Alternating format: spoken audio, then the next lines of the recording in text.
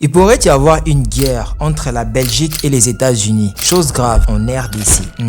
Je vous explique. Il y a certainement un conflit sérieux entre trois acteurs. La RDC, Congo-Kinshasa, la Belgique, l'ancienne puissance coloniale. Vous allez savoir pourquoi je parle de ça. Et une entreprise américaine appelée Cobalt Metal. Pas seulement américaine, une entreprise états-unienne. Le problème est alors très grave. La Belgique, ancienne puissance coloniale de la RDC, cache des informations secrètes sur les minéraux de la RDC. Vous allez savoir pourquoi c'est important dans quelques minutes. La Belgique ne veut pas donner la carte pour que cette entreprise américaine puisse trouver des minéraux. La question que vous allez me poser, mais comment ça? Les États-Unis, ils ont tout. Alors, pour mieux comprendre, pendant la colonisation, les ingénieurs belges ont passé des décennies à premièrement, cartographier les sous-sols congolais, analyser les roches, identifier les gisements. Ils ont noté où se trouvent les cuivres, où se trouvent les cobaltes, où se trouve l'uranium et aujourd'hui, les lithium. Ces documents existent encore aujourd'hui, mais malheureusement, ils ne sont pas au Congo. Ils sont en Belgique, au musée Tervuren. Je ne sais pas si je l'ai bien prononcé. Bon, Africa Museum, c'est un peu ça. Donc, en clair, une partie de la richesse minière du Congo est connue, mais malheureusement, les documents se trouvent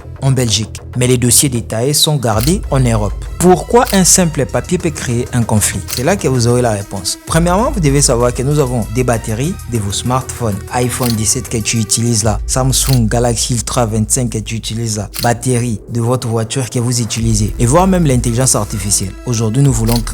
Bon, pas moi. Elon Musk veut créer certainement des robots. Alors, tous ces secteurs ont besoin certainement de cobalt, lithium, ainsi que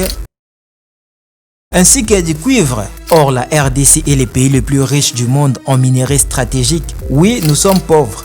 Pauvres, mais notre sous-sol est riche. Je ne sais pas pourquoi. Bon, je donne l'information. Chercher un minerai coûte extrêmement cher. Oui, même pour les États-Unis. Une société minière doit normalement, premièrement, envoyer des géologues, creuser, tester, perdre parfois des centaines de millions pour rien. C'est pour cela que ces archives coloniales permettent d'éviter ça. Elle indique déjà où creuser. Si je peux encore reformuler, celui qui possède ces documents a déjà tout et il a déjà en quelque sorte des milliards de dollars dans sa tête. Alors pourquoi la RDC veut les numériser? C'est là que nous partons à la partie 2.